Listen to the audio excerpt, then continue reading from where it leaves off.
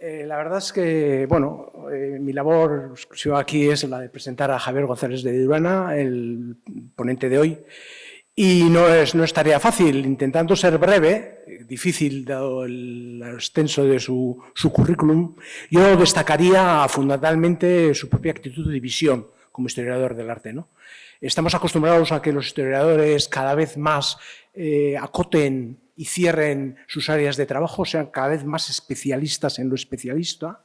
Y la visión de Javi siempre ha sido una visión mucho más abierta, ¿no? más holística, en el sentido de que las relaciones de las diferentes capas de lo que ocurre en cada momento histórico se intercomunican necesariamente, ¿no? Y de ahí un poco también su labor, ¿no? Esa fundamental de construir conocimiento. Muchos de los historiadores del arte nos ofrecen descripciones de los fenómenos, pero Javier va mucho más allá. Javier no solo describe el hecho, sino que analiza, profundiza y en muchos casos aventura hipótesis. Es una forma de avanzar, de crecer y de añadir visiones nuevas. Y cuando uno sale de una exposición, en la mayoría de los casos,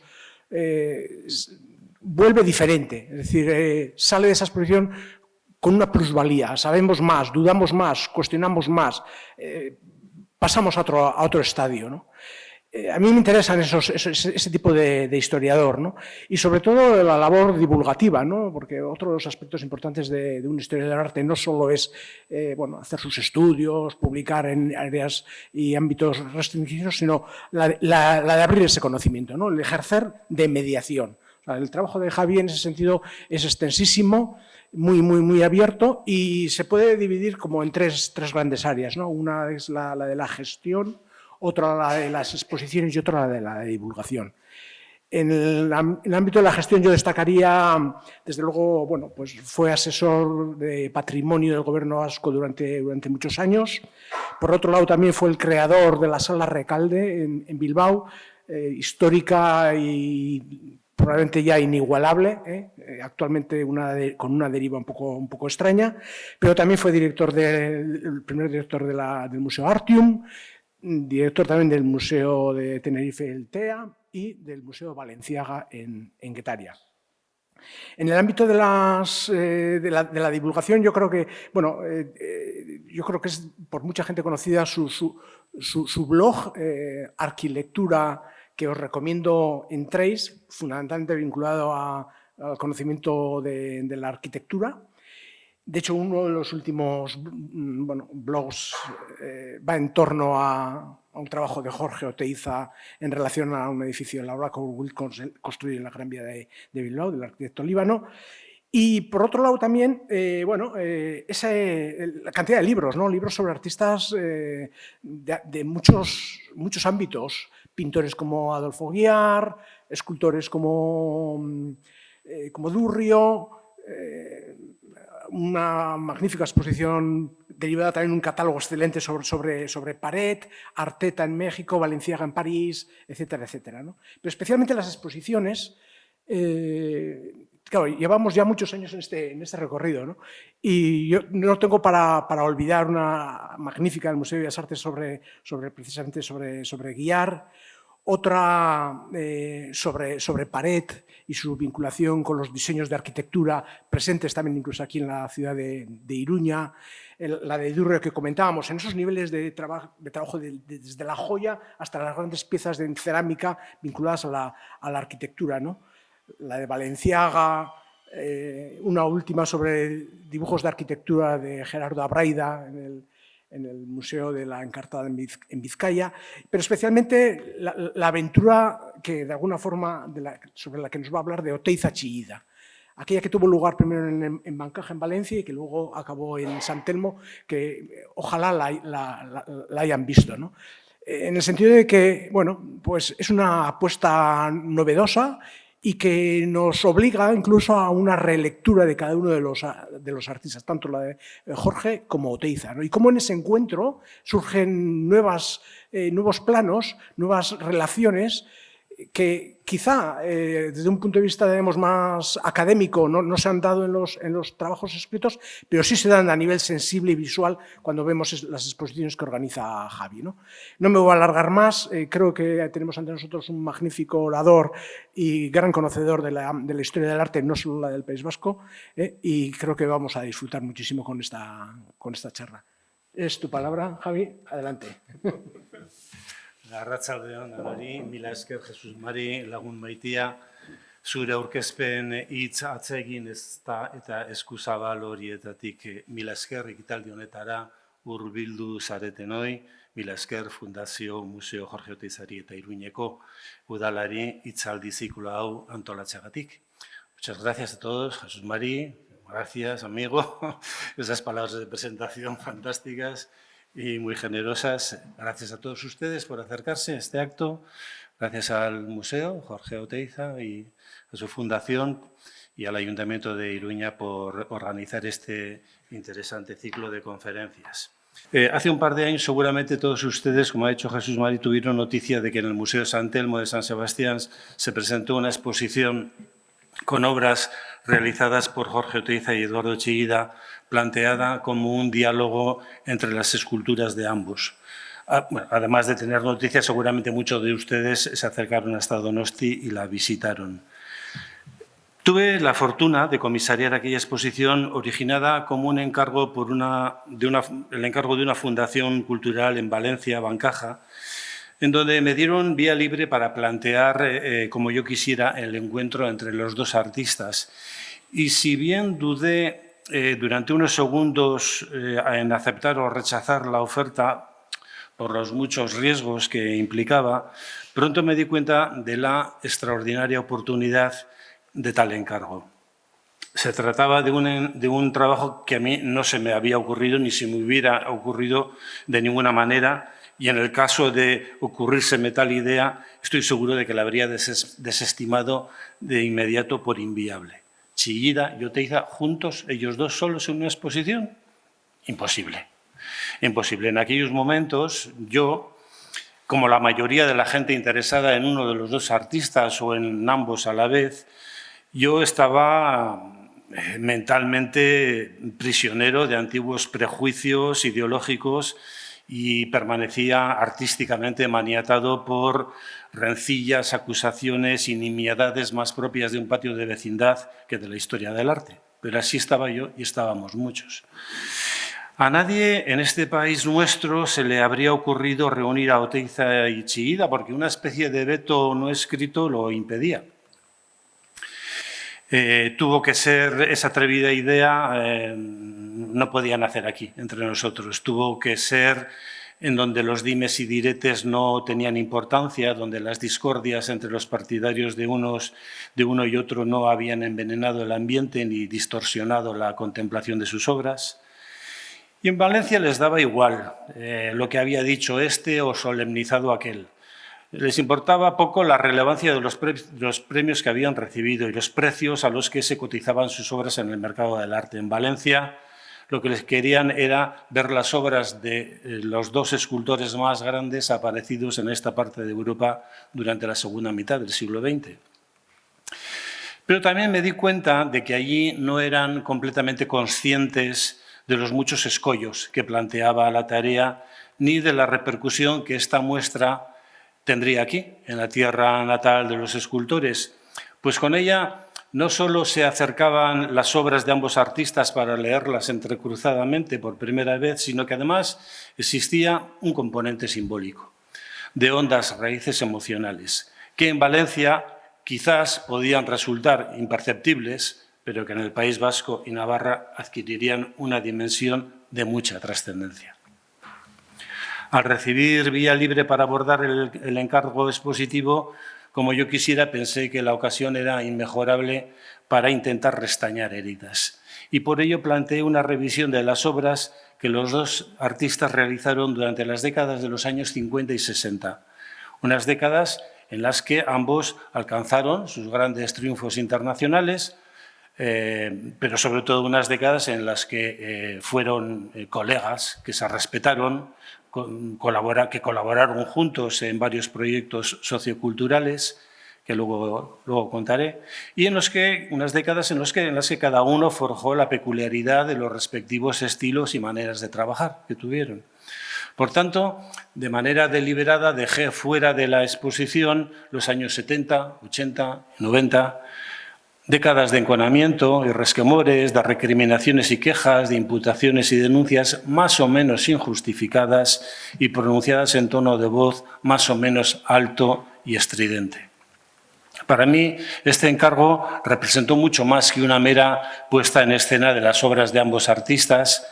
Por atractivo, sugerente y bien planteado que fuera el resultado curatorial, yo encontré en esta exposición la oportunidad de curar otro asunto, de suturar una herida que no era artística, sino emocional, y si me apuráis, hasta una herida ideológica, y que no eran solo heridas mías. La tarea, pues, fue complicada y delicada. Tarea complicada porque cuando empecé a dar los primeros pasos para organizarlo me encontré con algunas negativas bastante rotundas a colaborar en el préstamo de las piezas que yo quería mostrar. Eran lógicas todas las reticencias y me las esperaba. Pero una vez abierta la posibilidad de que tal exposición se llegara a realizar, era cuestión de tiempo que todos los posibles implicados, por renuentes que fueran de entrada, se terminaran dando cuenta de que no podían dejar de colaborar. Desde mi punto de vista, la Fundación Museo Jorge Oteiza y Chillida Leku debían ser colaboradores imprescindibles. No tenía sentido plantear una exposición de propósitos curativos y que las instituciones valedoras de la obra y la memoria de cada uno de los artistas no participaran. Bueno, pues todas las dudas y las reservas iniciales se fueron disolviendo poco a poco. Es bien cierto que conté con ayudas valiosas dentro de ambas organizaciones para que la colaboración de ambas instituciones terminara por ofrecerse abiertamente y sin reservas. Y tarea delicada, porque la exposición no podía dar a entender en la selección de las obras o a través de las reflexiones volcadas en los textos del catálogo la idea de que existía por mi parte un aprecio mayor hacia uno que hacia otro. No podía porque si tal cuestión sucedía se habría tachado la exposición como sectaria o partidista, favorable a uno para perjudicar al otro, anulando las posibilidades de acercamiento y comprensión. El equilibrio, por tanto, debía ser exquisito y muy medido en todos los aspectos. Era muy fácil resbalar, pero al final no me costó demasiado porque mi estima hacia los dos escultores es idéntica. De uno valoro más ciertas cuestiones y del otro aprecio otras en mayor medida. Todas sus esculturas me interesan y atraen por motivos diferentes y lo que considero mérito en uno, en absoluto, representa demérito en el otro. Los avatares de sus vidas, esos aspectos biográficos que supuestamente subrayan personalidades, me interesaron relativamente poco. Tan solo en la medida que fueran influyentes en sus obras, no más allá. No tiene sentido, no tenía sentido contraponer biografías ahora que ninguno de los dos se encuentra entre nosotros. Cada uno hizo lo que creyó que debía hacer en las coyunturas históricas que les tocó vivir. Para estremecerse ante el apostolado de Aránzazu o el peine del viento en Donosti, nada importa que este fuera hija o hijo de no sé quién o este otro se moviera en torno a la organización tal o cual. Lo que nos queda son sus obras. O sea que atengámonos a ellas. Dentro de 100 años sus esculturas seguirán estética y plenamente activas, pero lo biográfico habrá devenido en anecdotario circunstancial. Eran diferentes, muy diferentes en lo humano, y a la vez muy buenos artistas. ¿Qué sentido tiene prolongar un enfrentamiento en su ausencia con el que se dirimen supuestos agravios, alimentados casi siempre por y para beneficio de terceros? Yo no entendía que para apreciar a uno hubiese que detestar al otro, en una especie de autoamputación cultural. Entre estos dos escultores de caracteres tan opuestos no podían sino manifestarse también muy diferentes a la hora de realizar sus obras, incluso cuando los asuntos por los que se interesaron fuesen los mismos: el espacio, la luz, lo espiritual, la sonoridad visual, incluso a pesar de puntuales semejanzas formales, pues sus motivaciones primeras e intenciones últimas eran completamente distintas. El propio Jorge, a finales de los años 70, con la relación entre ellos ya deteriorada, le decía al escritor Martín de Ugalde lo siguiente, leo entre comillas: «Somos muy distintos como personas, pero yo también he pensado que como escultores algún fuerte sentimiento en común debemos tener en cuanto a concepción, no diría filosófica, pero sí plástica, de lo que es estatua como objeto visual, espacial, incluso táctilmente y como gusto tradicional de estatua. Sí creo que entre los dos hay más relación de estatua o afinidad de sentimientos plásticos que con el resto de nuestros compañeros, los escultores vascos». Los escritos que más adelante, un ratito, voy a leer son de los años 50 y 60, unas décadas en las que ambos artistas se conocieron bien, compartían una misma geografía vital y sentimental, País Vasco, Guipúzcoa, Donosti, visitaron sus respectivos talleres y triunfaron en escenarios europeos y americanos. Bien, decir que fueron amigos quizás resultaría excesivo, porque las diferencias de personalidad eran muchas y fuertemente contrastadas. Sin embargo, eran colegas que se respetaban y trabajaban desde un territorio pequeño a escala europea, el País Vasco minúsculo, si ajustamos el marco al contexto global, Guipúzcoa, San Sebastián. Tras obtener el Gran Premio en Sao Paulo, en 1957, Chillida envió un telegrama a Oteiza: «Enhorabuena y un abrazo». Se alegraba Eduardo, como más adelante se alegraría Jorge, de los éxitos de su compañero. He mencionado en relación con sus esculturas que lo que escribieron o dijeron en sus vidas privadas tuvo un interés relativo.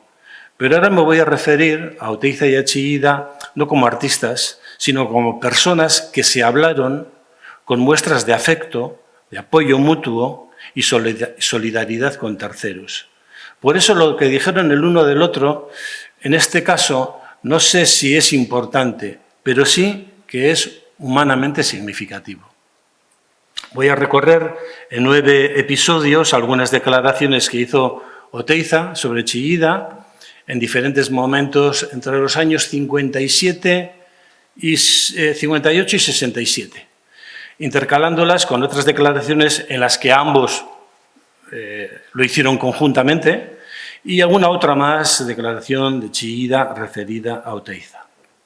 Bueno, la primera de estos capitulillos es este artículo que Oteiza publicó en la revista Bidasoa en el verano del 58, con el título de «Arte vasco y política universal. Saludo abierto al escultor Chillida». Fue escrito con motivo del Gran Premio que Chillida recibió en la 29ª Bienal de Venecia, en el año 58, y en este escrito, entre otras cosas, Oteiza decía lo siguiente, entre comillas: «Cuando un escultor vasco gana un campeonato mundial de escultura en una competición en la que intervienen más de 40 países, y al año siguiente, en estos mismos días, otro escultor vasco en idénticas circunstancias vuelve a ganar en la competencia internacional, representa este acontecimiento una hazaña espiritual de tal magnitud para nuestro pequeño y culturalmente pobre país, que a grandes naciones como Francia, Inglaterra o Norteamérica, con todos sus recursos de su economía y sus sistemas más avanzados de educación y ayuda, hubiera enorgullecido justamente. Lo hubieran proclamado así y habrían extraído para su política cultural interior y exterior inteligentes y provechosas disposiciones. Pero en nuestro criterio, lo que nos debe invitar a la meditación no son los escultores vascos que ganan, sino los escultores y los artistas de aquí que se pierden». Se refería con esto a Oteiza a la falta, a la insistencia de un sistema educativo artístico entre nosotros, por el que, a causa del cual, por esa inexistencia, se perdían grandes capacidades creadoras por esa falta de estímulo, de formación y de información. Terminaba Oteiza este artículo con esta otra frase. Solo trato ahora de enviar un saludo cordial y un saludo abierto y político al escultor Chillida. Me considero el primero que debo hacerlo. Su triunfo mundial no puede quedar en una noticia de periódico y en un agasajo entre amigos. Quedará así, pero no debe quedar así. Políticamente, no. Política quiere decir proyección pública, aprovechamiento popular de una conquista individual, puesta en la vida de un bien material o espiritual que tal esfuerzo particular alcanza o es capaz de producir. Enhorabuena, Eduardo Chillida. Saludo de un taller de Irún a tu taller en Hernani. Es interesante resaltar cómo Oteiza relacionaba paralelamente arte y política y lo vasco y lo universal. Así como el hecho de intentar lograr que los éxitos internacionales suyos y de Chillida funcionaran como una especie de palanca para que las instituciones locales se sintieran incitadas a aprovechar tales triunfos para proyectar el desarrollo de una política artística local y, en paralelo, el prestigio de la ciudad, del país, el bienestar, en fin, colectivo de las gentes y de los potenciales artistas. Claro, como heredero y continuador de las vanguardias artísticas de principios del siglo XX, Oteiza era un convencido de que el arte podía cambiar la vida de las personas y las sociedades, ¿no? Que podía actuar como una eficaz herramienta política para la mejora de la convivencia humana. En fin, una convicción tan bien intencionada como utópica. En el fondo, un sueño de la razón. El segundo capitulillo que quiero mencionar es este. Vino ocasionado por la idea de compartir, junto con Eduardo, Jorge y los dos, en 1959, la idea de proponer al Ayuntamiento de San Sebastián una iniciativa que ellos llamaban Bienal Constructiva Internacional de Escultura, Pintura, Arquitectura y Diseño Industrial, ni más ni menos, que no se llevó a celebrar, pero que ellos la propusieron. Y se trataba de una idea con la que intentaban suplantar o desbancar otra Bienal de Arte propuesta previamente desde el Ateneo de Madrid. Una exposición con un contenido claramente conservador, antiabstracto, bastante convencional. Sí, una exposición a la que, sin embargo, a pesar de estas características, pues las instituciones locales donostiarras habían manifestado interés en patrocinar. Y aprovechando ese interés institucional, los dos escultores buscaron el modo de darle la vuelta a la orientación con la que venía programada esta Bienal. Y Oteiza articulaba en la ideación del evento, o sea, en cómo darle contenido, y Chillida gestionaba, se movía entre las instituciones favoreciendo su cambio de opinión. Pero no pudo ser. Chillida fue gravemente acusado por la revista La Estafeta Literaria, que era el órgano portavoz del Ateneo de Madrid, ¿no? Y era una revista que salía cada 15 días, era una revista buena, pero un poco, que digamos que ideológicamente en lo artístico coincidía un poco con ese talante un poco conservador, un poco, en fin.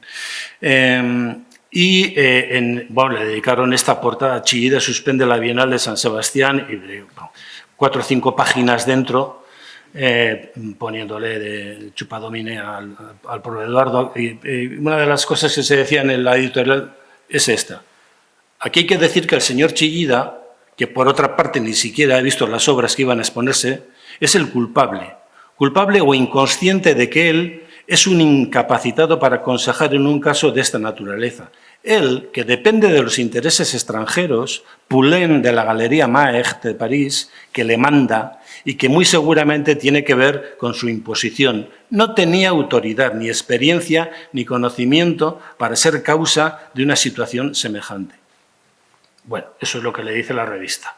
Y el Consejo de Redacción. Naturalmente, la suspensión de esa Bienal no fue ordenada por Chillida, sino por el alcalde de la ciudad, Antonio Vega de Seoane, quien escribió, a la vista de esta portada, escribió una carta a la dirección del Ateneo en la que decía: le ratifico por escrito que la base de mi decisión en este asunto estriba en mi elevadísima opinión sobre el criterio moral, humano y artístico de don Eduardo Chillida. Ante esta torticera actuación de la revista madrileña, también reaccionó Oteiza con contundencia y escribió varios textos de réplica, incluido uno que tituló Informe del escultor Oteiza sobre la suspensión de la Bienal de San Sebastián. Chillida decidió la suspensión, pero yo reclamo parte de ese honor. Y decía así: me produce profunda indignación la suciedad con que ha sido calculado tanto el ataque a Chillida como la intención de enfrentar a los que han intervenido en esta suspensión. Chillida tiene una probada serenidad en su vida. Me he ofrecido para ayudarle en lo que pueda. Las semanas siguientes a esto, tanto Eduardo como Jorge debieron de seguir intentando que la Bienal Alternativa sugerida por ellos tuviera lugar, pero no tardó en cundir el desaliento. Un capítulo tristemente abortado de la historia del arte en nuestro país, pero que tuvo la virtud de poner en colaboración a los dos escultores premiados internacionalmente y de manifestar su amistad. Por cierto, si hay algún historiador joven aquí que quiere investigar un tema, aquí hay un tema a investigar. En los archivos del Ateneo de Madrid habrá un informe y en los archivos del Ayuntamiento de San Sebastián habrá otro informe del que pues estaría bien saber los detalles. Bueno, pasamos al siguiente capítulo, tercero. 2 años más tarde, en septiembre del 61, y con motivo de la apertura de una exposición de arte actual presentada en el Museo San Telmo, ante la presencia de varias personas, incluidos Chillida, Fernando Chueca Goitia, que era el director del Museo de Arte Contemporáneo de Madrid, y el comisario de la exposición, que era un crítico de arte muy famoso, Oteiza realizó algunas críticas sobre el montaje de las esculturas de ambos. Se hizo un cataloguito muy sencillo, de pocas páginas, en donde se daba el listado de las obras de cada uno. Pues ya veis, de Chillida hay 4 obras, de Jorge hay 5, se reproducía solamente una de las obras. Estas son las que se reprodujeron de estos dos. Pero bueno, las críticas de Jorge al montaje de la exposición eran estas. Yo hice unas observaciones sobre la colocación de nuestras obras, las de Eduardo y las mías. Dije que el hierro y Caraundi, de Eduardo, exigía un mayor espacio libre a su alrededor, que algunos pedestales con mi obra estaban demasiado próximos y eran demasiado altos y limitaban su campo expresivo, que la puesta en continuidad de los breves sucesos que la constituían, su acción, la de esta escultura de Chillida y Caraundi, se propagaba más allá de sus límites, puesto que era un estilo puesto en tiempo, vitalista y no geométrico, espacialmente continuo, fluvial, inestable, sucesivo. Con las esculturas de Eduardo podríamos explicarnos el momento actual. Las mías se detuvieron en 1958 con una conclusión ética para el comportamiento de una nueva sensibilidad sin obra de arte. Representamos, él y yo, 2 líneas distintas en la investigación actual, 2 estéticas que se complementan en una estética de conclusiones experimentales. Bueno, pues sabemos que, preocupado por mejorar un montaje expositivo deficiente, Oteiza hace notar a los responsables, al comisario y al director del museo, que la obra de Chillida necesitaba más espacio a su alrededor porque la pieza repercutía en un ámbito mucho más amplio que el de su definición física, ¿no? Oteiza, como escultor, comprendió la obra de su colega mejor que los analistas y expertos que la manejaban y defendió todo el territorio que su presencia exigía. Y también aprovechó esa defensa para decir que las peanas sobre las que se situaban sus piezas también tenían limitado su campo expresivo. La verdad es que el montaje debió ser pésimo, y sobre todo también para señalar desde el respeto que ambos escultores eran diferentes, pero complementarios. La cuarta oportunidad fue de nuevo una actuación conjunta de los dos, con la que esta vez tampoco consiguieron lo que pretendían. Bueno, es igual si se puede ver, igual desde atrás no lo leen, pero desde aquí sí, de todas maneras lo voy a leer todo. Se trataba de una carta que escribieron a Fernando María Castilla, ministro de Asuntos Exteriores, en julio del 62. Castilla, bilbaíno, fue ministro de Asuntos Exteriores desde el 57 hasta el 69, el periodo de un ministerio de Asuntos Exteriores más largo que ha existido. Y esa carta decía así: estimado señor ministro. Bueno, es importante que insisto en lo que era ministro de Asuntos Exteriores, porque se van a aprovechar de esta circunstancia para hacerle la petición. Estimado señor ministro, o excelentísimo señor ministro, un entrañable amigo nuestro, el pintor bilbaíno Agustín Ibarrola, preso desde hace unos días en Bilbao, ha intentado suicidarse. Nada sabemos del estado en que se encuentra. Nosotros estamos espiritualmente desesperados. En nombre de los artistas españoles, particularmente los de Guipúzcoa y Vizcaya, nos dirigimos a vuecencia para que, por favor, intervenga por Ibarrola, por los amigos que fueron presos con él, y para que cese de una vez el trato inhumano de la policía. Nosotros dos nos permitimos suscribir esta petición y hacerla precisamente a vuecencia de quien recibimos en distintas oportunidades una cordial felicitación por nuestro comportamiento representando el arte español en el extranjero. Se refieren a los triunfos en Sao Paulo y en Venecia, ¿no? Somos también, como vuecencia, de este pequeño País Vasco, donde sabe muy bien vuecencia que nadie, aun por sus ideas políticas que puedan juzgarse avanzadas o hasta peligrosas, nadie se aparta jamás de una conducta profunda y tradicionalmente cristiana. Bueno, Castilla era muy practicante católico cristiano. Por eso tocan ese botón. Gracias, señor Castilla. Confiamos aquí todos enteramente que vuecencia siente igual que nosotros y que nos atenderá. Y Eduardo Chillida, escultor, San Sebastián. Jorge Oteiza, escultor, Irún.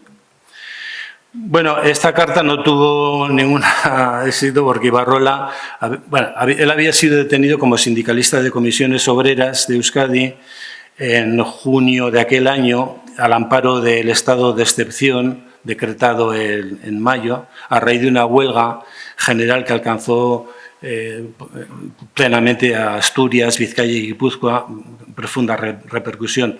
Bueno, Oteiza y Chillida no fueron los únicos representantes del mundo del arte que se interesaron por Ibarrola. También lo hizo el 13º Congreso de Artistas, Críticos de Arte y Estudiosos, un congreso que se celebró aquel mismo año en Rímini, en Italia. Y, bueno, muchos hispanistas, ingleses,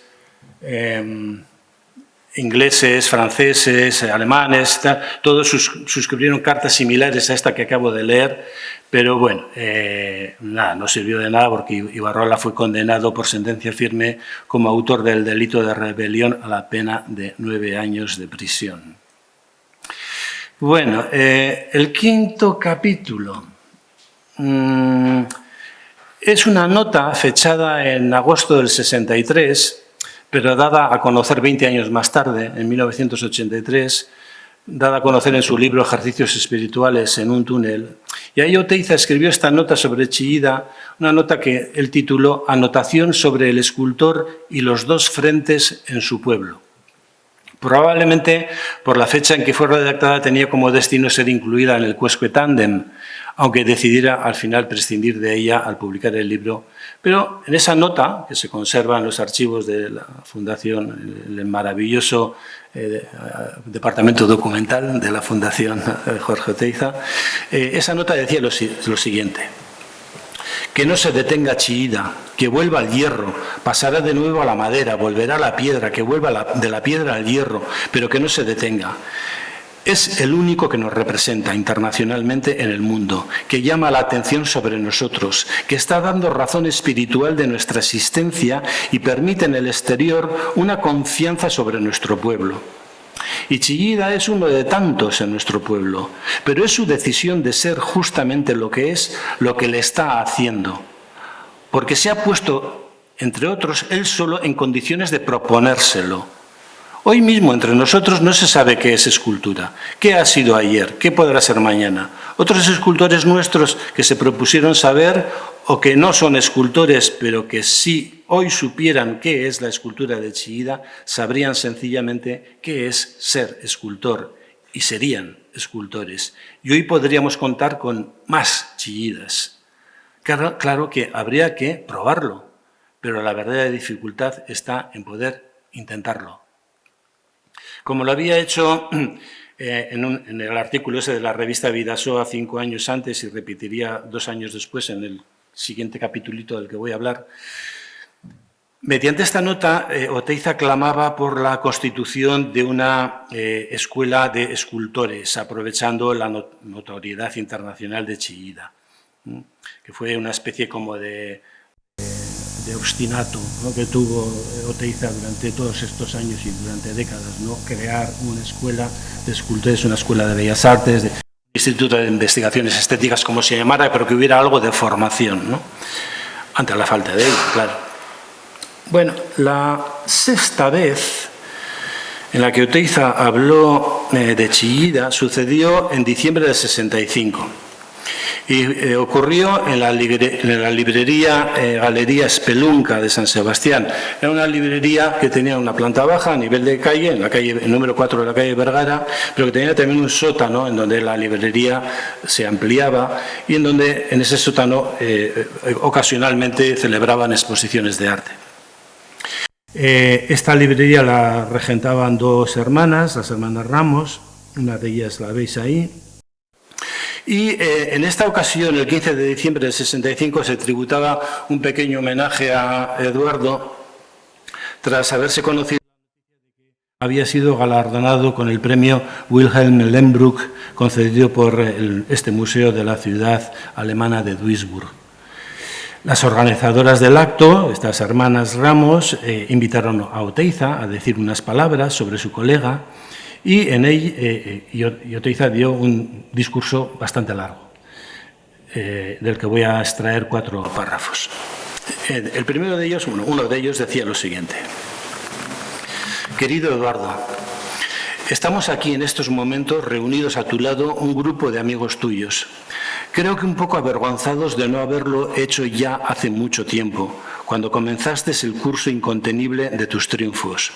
Creo que hasta con miedo estamos de reconocer las dimensiones verdaderas de tu personalidad, la verdadera grandeza de tu obra, la significación internacional de tus triunfos, por la proyección política y cultural que deberían haber tenido y tienen que tener en nuestro pueblo.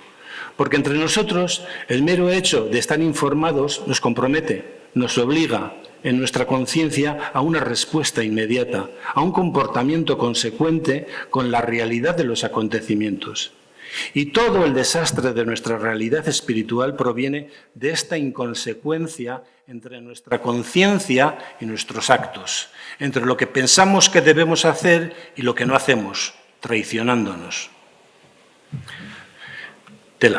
Bueno, otro párrafo más adelante decía: Eduardo es indiscutible hoy el mejor escultor del mundo, el más representativo, el primero en esta última década. El mundo lo sabe, el mundo del arte, el de la cultura, pero es el país del artista, su gobierno, sus autoridades legítimas o no, quienes deben recoger esta noticia, comunicarla y difundirla en su pueblo, rendirle público homenaje y tomar las medidas que corresponden a la proyección de la personalidad y la obra del artista en los demás artistas y en los maestros y para todos los niveles de la educación. Ese mundo superior de investigación y atención a la cultura que descubre para nosotros a nuestros propios valores. Ahí, en otro momento de su largo parlamento, dice: este tenaz y solitario escultor vasco, nuestro Eduardo Chillida, en el Banco Internacional de los Altos Valores del Espíritu y del Arte Contemporáneo, ha abierto un crédito ilimitado a favor de nuestros artistas y de nuestro pueblo vasco. Pienso que el verdadero homenaje a Eduardo es tratar de aprovechar esta inversión, este crédito, tratar de canalizar inmediatamente este capital intacto de energía creadora de nuestro pueblo, con tanta sencillez revelada al mundo por un solo hombre, y que tiene que multiplicarse. Bueno, este acontecimiento quedó registrado en varias fotografías tomadas por Paco Marí, en 4 de las cuales aparecen ambos. En una, los 2 artistas, en esta que estáis viendo, se dan la mano ante milagros, una de las hermanas, y entre sonrisas de los 2. En la siguiente Jorge habla ante los asistentes, está diciendo estas palabras que acaba de leer, y Eduardo, sentado, escucha con atención. En una tercera, los dos artistas, junto a las organizadoras, con Pilar Belzunce, además, y otra pareja que no he conseguido identificar quiénes son, posan ante la cámara. Y la cuarta es esta, que destaco por la actitud de los dos artistas. Están instalados entre el pensamiento escrito, ese muro continuo de estantería está detrás de ellos, y la acción pensada, entre pensamiento escrito y acción pensada. La acción pensada es la escultura que está de acero que está ante ellos. Eduardo, poco dado a hablar, se explica. Y con la mirada dirigida a la distancia, abstraído en su pensamiento, reflexiona lo que va diciendo. Y Jorge, acallada su habitual locuacidad, le observa con atención y, concentrado, medita las palabras que está escuchando. Es un verdadero intercambio de inteligencias creadoras. En dos de las esculturas, en esta, una de ellas, se ve la escultura, en dos de las fotografías, se ve la escultura Alrededor del Vacío 3, escultura de acero del año 1965. De esta exposición no se publicó catálogo, desconociéndose si hubo otras obras de Chillida en ese pequeño sótano de la librería, y si las hubo, pues en las fotos no aparecen. En el texto con las palabras de Oteiza que se conserva en la Fundación de Alzuza, otro de sus párrafos, el último que leo, decía esto. Le decía a Eduardo, yo te decía, qué envidia me da este premio. Quiero explicar esto en este medio nuestro, frenado y corrompido por la envidia. Este gran premio de Alemania lleva el nombre del gran escultor Lembrück, muerto a los 38 años, se suicidó en 1919. Yo le admiraba, me influyó en una de las primeras etapas de mi vida de escultor. Yo no puedo tener envidia, Eduardo. Tú has ganado este premio también para mí. Lo ha ganado nuestro país, lo hemos ganado todos los artistas vascos con él. Cuánta alegría tengo en esta oportunidad en la que puedo públicamente expresar toda mi admiración por Eduardo, todo mi reconocimiento y darle las gracias. Paso al séptimo capitulillo. Voy a intentar ampliar esto. ¿Se está ampliando? No. ¿No? ¿Jesús María? Hasta aquí. Esto. Bueno, es una carta manuscrita con la tinta un poco desleída, pero bueno, la voy a leer en todo caso. Bueno, este séptimo momento que quiero recordar es la carta que Eduardo Chillida dirigió a Arnold Gerstam, presidente del Minneapolis College of Art and Design. Esta carta fue dictada por Eduardo y fue manuscrita en inglés por su mujer, Pilar Belzunce.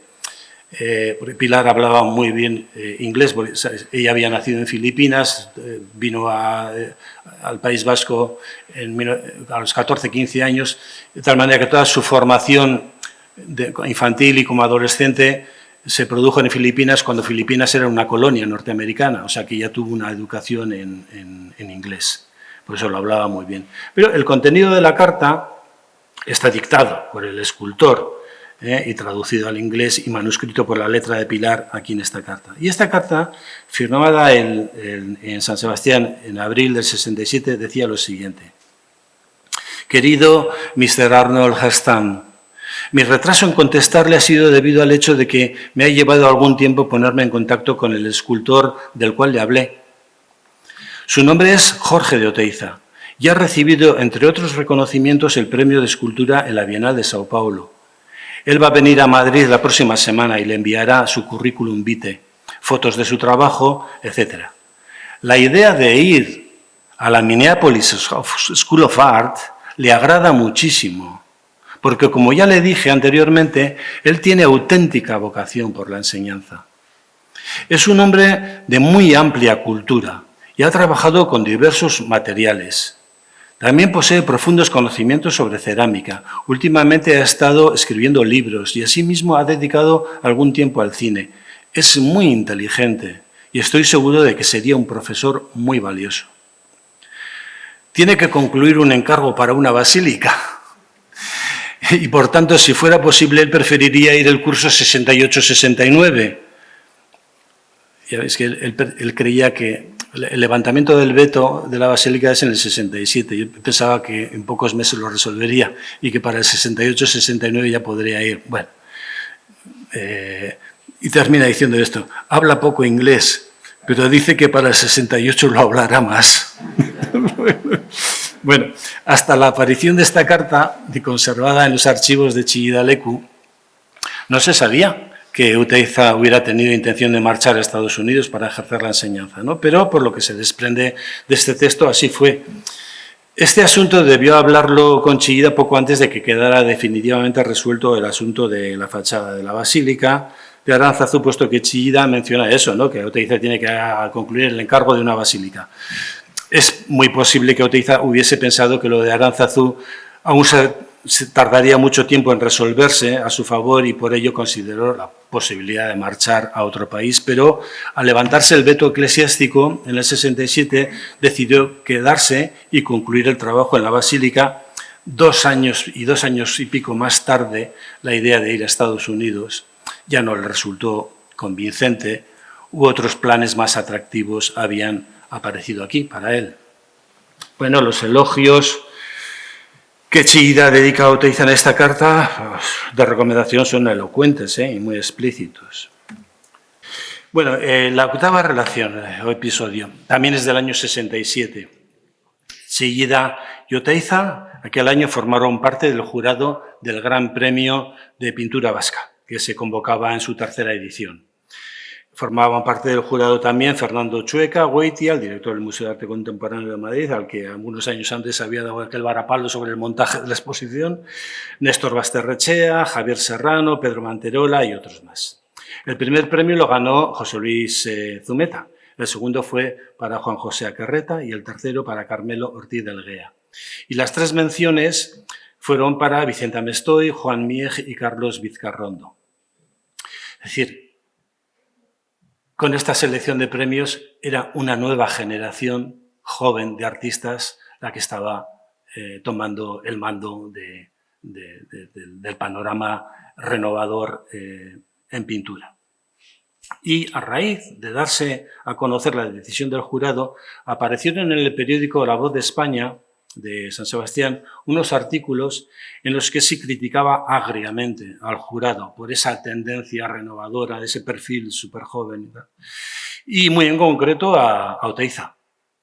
Y Chillida, a la vista de esta serie de artículos, escribió una carta al director del periódico con la que salía en su defensa.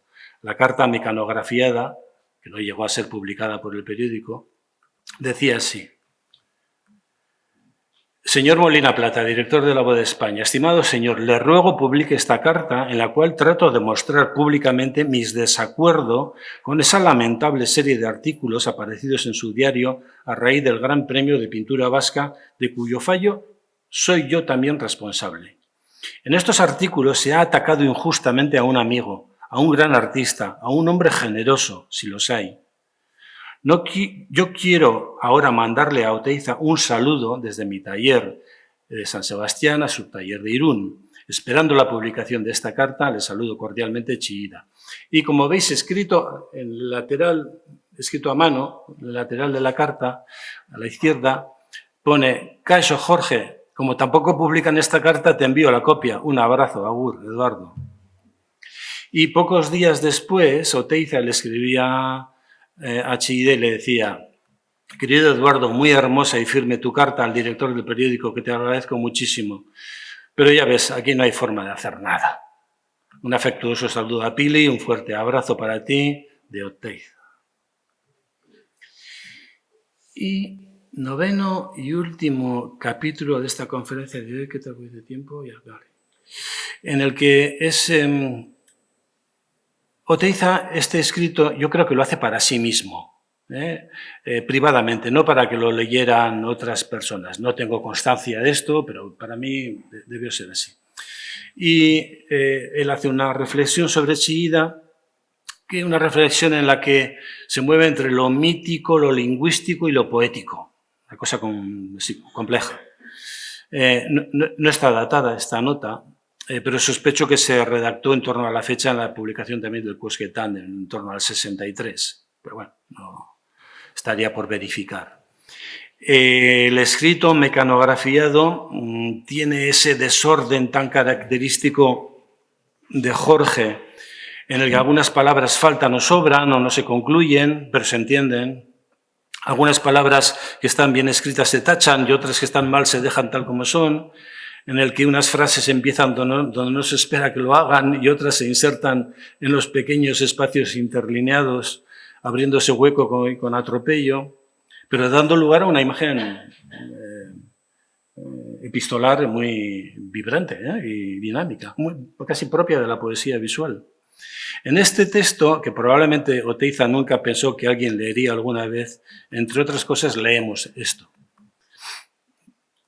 Si el texto gráficamente es complicado, el texto también lo es un poquito. Bueno, ahí va. La esencialidad vasca de Chillida reside en su alma vasca, donde una Ariadna, la mujer del hilo que pone en la mano izquierda de Teseo, tiene el hierro en la derecha, cuando penetra hasta el fondo en el laberinto para su aventura de dar muerte al Minotauro, en vasco prehistórico, Ari quiere decir hilo, tema, y escutari es salvación, etimológicamente es el hilo en la mano. Chillida nunca y escutari es salvación, etimológicamente es el hilo en la mano. Chillida nunca lo dejará en cada una de sus esculturas. Cada una es una visita o un proyecto de penetrar en su laberinto, en penetrar y envolver. Chillida nunca dejará el hilo de su mano. Escutarirá. Este es el tema de su estatua, la aventura de su alma vasca, de nuestra alma vasca, hoy en su estatua. Chillida en su escultura nos expresa a todos en Teseo. Bueno, y con este séptimo capitulillo ya concluyo. Creo que ha quedado claro, o es lo que he pretendido al menos, demostrar que existió una firme, sólida amistad y compañerismo entre los dos artistas que a menudo, sobre todo en las últimas décadas, quedó oculta, ¿no?, por otras polémicas un poco injustas, ¿no?, que tapan estos episodios de fraternidad y de compañerismo que existió entre ellos. Y si lo he conseguido, me alegro. Y muchas gracias.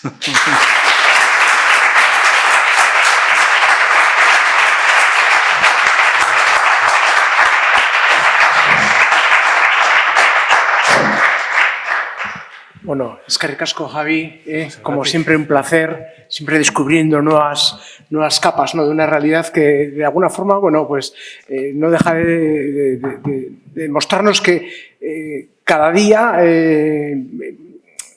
nos empeñamos voluntariamente casi en cerrar, pero que, bueno, trabajos como este lo que hacen es abrir, ¿no?, y quitarnos prejuicios y provocarnos, sobre todo, nuevos pensamientos, ¿no?, nuevas dudas y, bueno, nuevas puertas, ¿no? Esto abre una forma de entender también diferente en la relación que tuvieron ambos artistas y que, de alguna forma, voluntariamente, como bien comentabas al principio también, cada uno de nosotros hemos ido incluso, bueno, convenciéndonos de que era así, cuando en realidad todo es mucho más natural de lo que aparentemente parece, ¿no? Yo creo que igual es el momento, no solo ya de agradecer a Javi su intervención, sino abrir un turno de preguntas o comentarios o participación, en el sentido de que cualquier cosa que consideréis que podáis aportar, preguntar, es vuestro turno, ¿no? Así que cuando queráis. Empieza tú. No.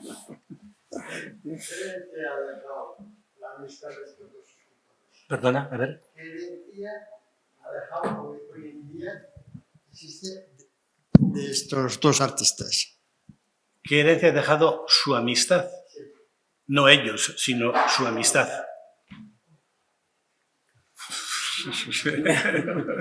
Pues no sabría esto que acabo de leer, estos episodios de reconocimiento mutuo, ¿no? Quiero decir cómo se refleja esa amistad que tenían ellos, cómo está reflejado. Ponte el micrófono en la boca. Sí, que si digo, no, sí. quiero decir cómo se ha reflejado esa amistad en el desarrollo del arte en esta tierra. ¿Cómo se ve hoy en día ese reflejo? Pues mira, yo creo que se ha recogido mal. Bueno, no la amistad, sino la no amistad. Las malas relaciones entre ellos, las que surgen a partir de principios de los años 70, que no me preguntéis por qué se enfadan, ¿eh? No me lo preguntéis. Eso es el tema para otro investigador. Pero que habría que investigar, ¿eh? Habría que ver por qué es lo que pasa ahí. Y claro, ahí podemos conjeturar motivos y tal, pero tiene que haber alguien que se ponga, otro historiador que esté buscando tema y tiene. Bueno, claro, la amistad, pues no creo que ha dejado mucho legado. Lo que sí dejó legado fue la confrontación. La confrontación dejó legado de separación de artistas, negación de uno para favorecer al otro. Cosas muy de patio de vecindad, de verdad, o sea, muy poco importantes, que además, como he dicho en algún momento, yo creo que eran dimes y diretes que se lanzaban, no tanto entre ellos, también ellos hablaron, por supuesto, como por terceras personas, ¿no? Que calentaban el caldero y el encono, ¿no? Y el enfado entre ellos, o sea, y un poco para beneficio y por interés no de ellos, sino de otros, de los propios que calentaban el ambiente, ¿no? Pero pues esa es el levantamiento de esa losa que ha pesado sobre nosotros durante décadas, desde los años 70, ¿no? con los acusaciones de esto y del otro, es lo que hay que levantar. Porque esa losa nos impide ver las esculturas, nos impide ver con limpieza, directamente, con inocencia, ¿no? Los trabajos que hicieron, porque vamos condicionados, ¿no? Hemos sido condicionados, ¿no? Yo trato de decir, joder, que olvidémonos de las bobadas que dentro de 100 años no tendrán ninguna importancia, pero sus esculturas seguirán ahí, plenamente activas, estéticamente activas. En cambio, que si no sé quién le dijo que no sé qué, mierda. Ya no va a tener ninguna importancia. Y no debería tenerla ya hoy, porque si a alguien le importa eso, está mirando con un prejuicio la escultura del otro, de uno o del otro, ¿no? Sí, luego hay otro momento también que ambos confluyen, ¿no? Igual podrías contarnos algo en ese momento en el que el grupo Gaur se constituye, sí, y hay una sintonía, no solo exclusiva entre Jorge y Eduardo, sino que igual, bueno, pues más abierta a un colectivo, igual es que la presión del momento les unió, o bueno, pues había otro espíritu colectivo quizá también, ¿no? O sea, y creo que fue interesante, ¿no? Ese encuentro, sí, en la medida de lo que pudo provocar, ¿no? Sí. Bueno, ese momento no lo he mencionado en esta secuencia de episodios porque, que yo sepa, no queda constancia de qué dijo el uno del otro en aquel momento. O sea, si tenemos constancia de qué hicieron junto con los demás, con Sistiaga, Mendiburu, ¿qué hicieron? Conformaron el grupo Gaur, ¿no? Pero ¿qué dijeron? Como yo he estado tratando de rescatar palabras, no tanto acciones, pero bueno, ese sería evidentemente un capítulo más. Esa reunión, esa constitución del grupo Gaur es pocas semanas después de lo de no sé si pocas semanas antes o pocas semanas después de lo de la Galería Espelunca. Después de ese momento en el que hacen el homenaje a Eduardo y tal y cual, se produce esa constitución, ¿no? Y ahí existe esa foto mítica, que están todos, Asterrechea, Mendiburu, Sistiaga, bueno, todos, Ruiz Valerdi y demás, están todos ahí felices de estar reunidos haciendo posible la constitución de un equipo, porque en realidad Jorge lo que quería era eso, toda su obsesión era crear equipos porque el equipo es más fuerte siempre que la individualidad, aunque él se daba cuenta que la individualidad de Chillida era de tal potencia que casi por sí misma podría provocar, debería tener consecuencias políticas y culturales en el país, por eso él insiste todo, ¿no? El rédito, el capital de Chillida, debemos conseguir tal. Bueno. Pero claro, esa foto mítica lo que pone de relieve es ese momento trascendente del comienzo de la organización autogestionaria, ¿no? De los grupos de arte vasco que tratan de, tanto en Guipúzcoa, Vizcaya, Álava y Navarra, de crear una ola más fuerte que mueva, no solamente que sea divulgativa de sus trabajos, ¿no? Y que fuera pedagógica, ilustrativa del estado del arte, sino que también fuera movilizadora políticamente, ¿no? Tanto a las instituciones como a nivel popular, ¿no? Claro, pero ya te digo que no lo he mencionado en el capítulo porque no, pues seguramente habrá declaraciones, pero bueno, no sé, si la hay no sé, no la tengo, yo no las tengo. ¿Alguna otra cuestión? ¿No se anime? Creo que este obligado reconocimiento agradecer al ponente el que haya desplegado una etapa para quienes hemos seguido más desde la polémica y del enfrentamiento las trayectorias sociales, políticas, más allá de la esencia, el compromiso, la reflexión y sobre todo el vínculo de un proyecto en el que cada uno estaba implicado de raíz y eran reconocedores el uno y el otro del proyecto, cosa que desde luego es muy poco frecuente que haya llegado hasta nosotros con la información, la claridad, la capacidad de síntesis y esta inteligencia de acotar lo que nos hace verdaderamente reconocibles a dos personajes, a dos artistas, a dos pensadores como Oteiza y Chillida. En esta etapa posterior a título anecdótico, me tocó vivir el momento en que Oteiza hacía la donación a Navarra, se reconocía como, digamos, su referencia de acogida y se montó una pequeñísima exposición en la sala del ayuntamiento, por eso cuando hablábamos de la Pamplona de Zapatería 40, que era en realidad un hall recuperado a sala de exposición. En aquel momento coincidió con su cumpleaños y estaba encantado de la vida cuando a continuación se colocó la escultura en la ciudadela y nuestros compañeros le llamaban el abuelo. El abuelo quiere que se ponga así, el abuelo quiere que se ponga ya. Entonces, de esta evocación, digamos, cercana y al mismo tiempo, digamos, polémica en cuanto se tocaban cuestiones de las que ahora, digamos, ha hecho usted una exposición, digamos, proyectada y recuperada. Agradecerle muchísimo porque nos volvemos a encontrar y además en el mejor lenguaje con este patrimonio tan fantástico. Y además con uno que está vivo y que tiene usted que durar muchos años. Eso espero. Gracias. Pues muchas gracias. Jorge lo decía, somos muy diferentes, pero complementarios. Eso es, y es verdaderamente pues, triste que por una cuestión ideológica, y a veces ideológica política, ideológica social, no ideológico artístico, sino ideológica de otra naturaleza, pues algunos no quieran ver el valor del otro. Pero yo creo, fíjate, de verdad que creo que esto ya está siendo superado. Sí. Claramente, está siendo superado. Comparto totalmente, y con su exposición ha quedado diluido totalmente esa parte, digamos, esa parte enredada, por decirlo de una manera amable. Ha quedado esa consistencia y esa visión, bueno, y luego ese esfuerzo, en fin, que ha hecho usted un trabajo fantástico. Muchas gracias. Sin embargo, hace 4 años... Se le van a aparecer los dos, ¿eh? Esta noche en sueños. ¿eh? Se le van a aparecer. Que traigan algo para comer y beber. Pues.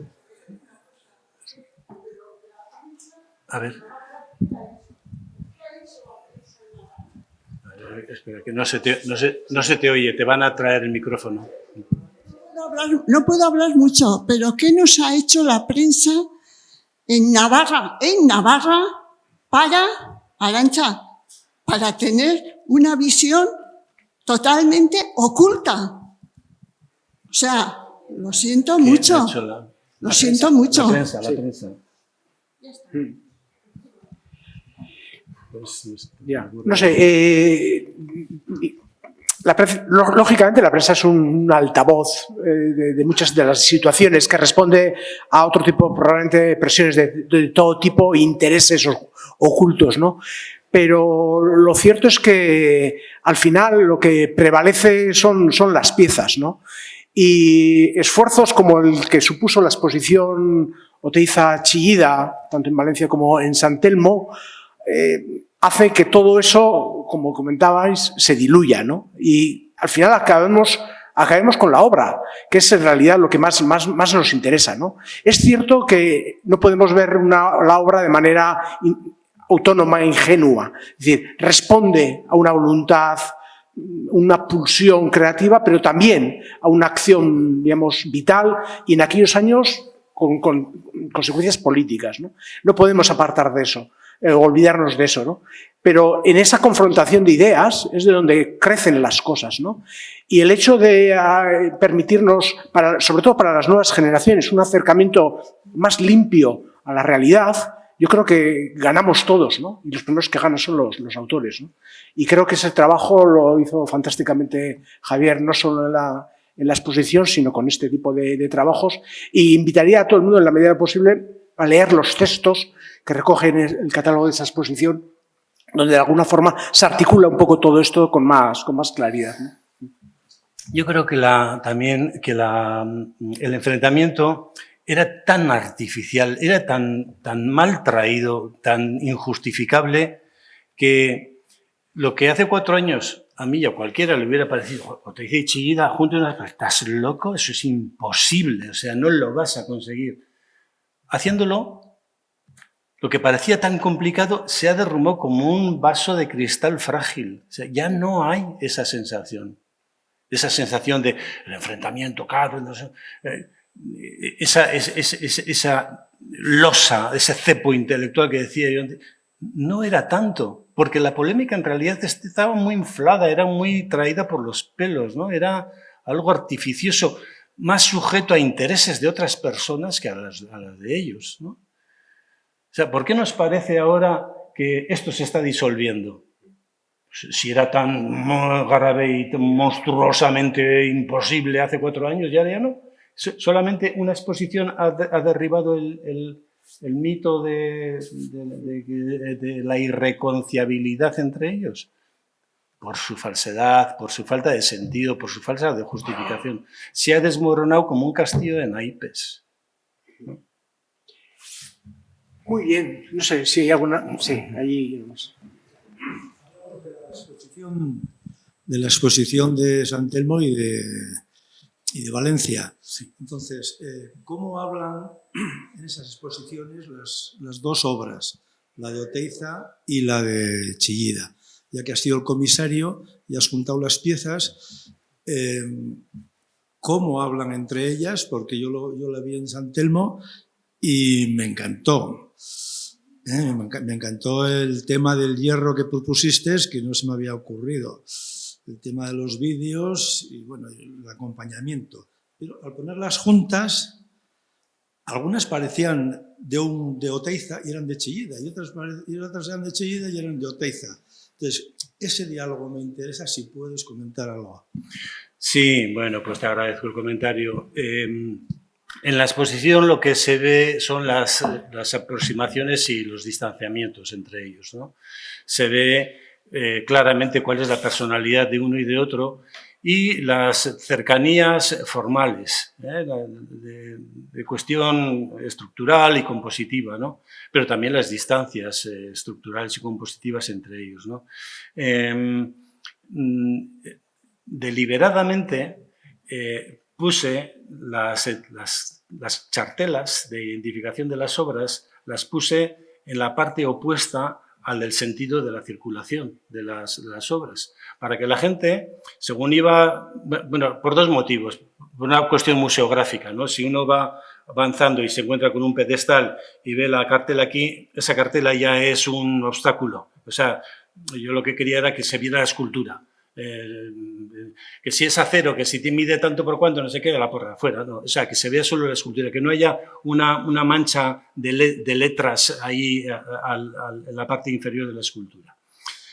Primero, por limpieza, pero en segundo lugar, poniéndola en la vuelta, porque sabía, me imaginaba, que se iba a producir esa confusión que tú sentiste también, ¿no? Bueno, eso que estoy viendo ahí, ¿de quién es? O sea, porque aquí parece que todos somos... O te dice, hombre, sí, no voy a reconocer que es una escultura. Te dice, Chillida, hombre, yo reconozco Chillida, hombre, por favor, que soy de aquí, ¿no? Y luego ibas viendo y la gente se equivocaba todo el rato. Pero se equivocaba en las piezas que eran formalmente cercanas, pero también las que eran muy distantes, o sea, y eso me encantó, porque obligaba a la gente a repensar la escultura de uno y de otro, ¿no? Y bueno, pues eso es lo que yo quise mostrar, ¿no? Esas cercanías, ese diálogo entre uno y otro, haciendo que las piezas hablaran, que no hablen ellos. Que no hablen ellos, bueno, ellos ya no podían hablar, habían fallecido, pero que no hablen ni ellos, ni sus monaguillos, ni nadie, que hablen las puñeteras esculturas, ¿no? Y eso es lo que se pretendió, ¿no? Y creo que, bueno, pues se logró. Pude traer casi todas las esculturas que quise dentro del presupuesto económico que había.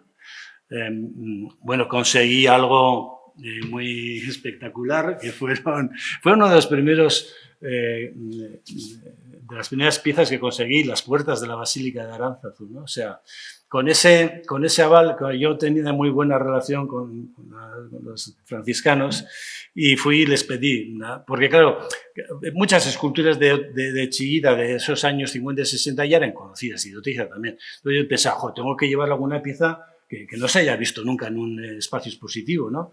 Y claro, las que yo quería traer estaban en Estados Unidos, en Alemania, en Japón, o sea, imposible de traer por un coste de transporte imposible. Y entonces pensé en las puertas de Aránzazu y dije, bueno, lo más que me van a decir es a ver si estoy loco al pedirles las puertas.